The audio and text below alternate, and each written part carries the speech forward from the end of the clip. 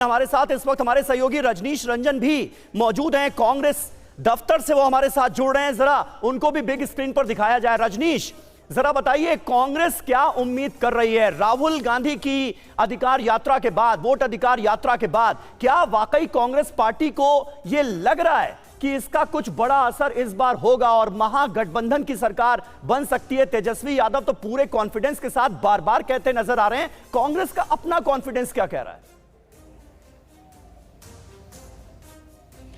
देखिए, कांग्रेस पार्टी तो ये मान के चल रही है कि महागठबंधन का वो महत्वपूर्ण हिस्सा है, महागठबंधन की सरकार बनने जा रही है। और कल कांग्रेस के कई नेताओं से हमारी बातचीत हुई थी, पूरी तरह से आश्वस्त हैं। लेकिन जो तस्वीर इस वक्त मैं आपको दिखा रहा हूँ, ये सदाकत आश्रम है, ऐतिहासिक सदाकत आश्रम पटना में कांग्रेस का राज्य मुख्यालय है। और कोई तैयारी यहाँ पर चुनाव की आपको नहीं दिखेगी। दूसरी राजनीतिक पार्टियाँ, चाहे वो एनडीए की पार्टियाँ हों या महागठबंधन की दूसरी और पार्टियाँ हों, राजद हो, लेफ्ट पार्टियाँ हों, उन्होंने अपनी ओर से तैयारी ज़रूर की है चुनाव नतीजों के लिए, जो तैयारी आमतौर पर होती है। लेकिन सदाकत आश्रम पूरी तरह से खाली है, एक तरह से सन्नाटा यहाँ पर पसरा हुआ है। कुछ फूल लाए गए हैं यहाँ पे ज़रूर, चूँकि आज पंडित नेहरू का जन्मदिन है, जयंती है, तो उसके लिए ज़रूर तैयारी की जा रही है। लेकिन चुनाव नतीजों की जो तैयारी राजनीतिक दल करते हैं, चुनाव से एक दिन पहले जो माहौल एक दिखाने की कोशिश होती है, अपने कॉन्फिडेंस को एक तरीके से सामने लाने की कोशिश होती है, वो इस वक्त कांग्रेस दफ्तर में नहीं दिखाई दे रहा है। बड़ा उदासीन रवैया आपने दिखा दिया रजनीश। सुबह सुबह कांग्रेस दफ्तर में ये सन्नाटा क्यों पसरा हुआ है? और फूल मालाएं भी चंद आई हैं, 2-3 मालाएं आई हैं, वो भी पॉलीथीन में लपेटकर अभी रखी गई हैं। रुपेश कुमार हमारे सहयोगी इस वक्त बीजेपी हेडक्वार्टर से मौजूद हैं पटना के। रुपेश, वहां पर क्या हलचल नजर आ रही है? कांग्रेस ऑफिस में तो सन्नाटा पसरा है, रजनीश दिखा रहे हैं।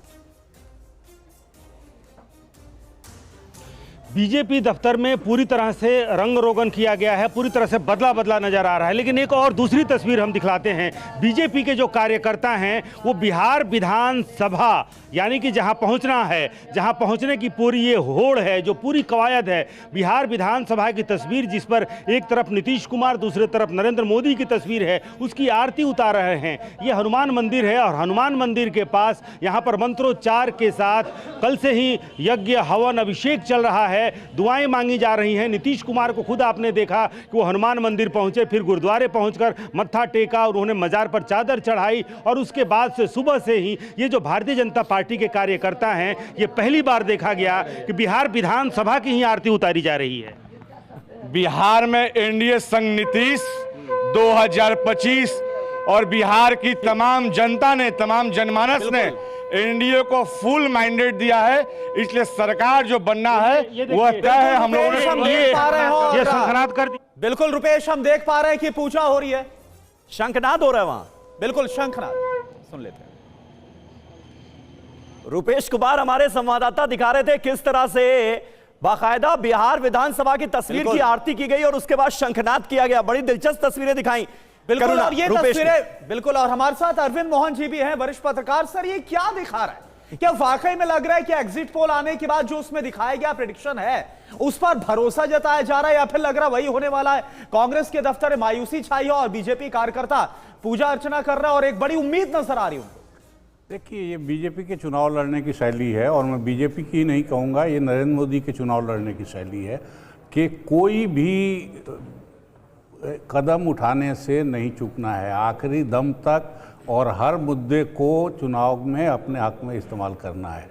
और इसके लिए ऑल आउट जाना जो बोलते हैं, वो ऑल आउट जाते हैं। तो कार्यकर्ताओं में भी ये मैसेज मेरे ख्याल गया है।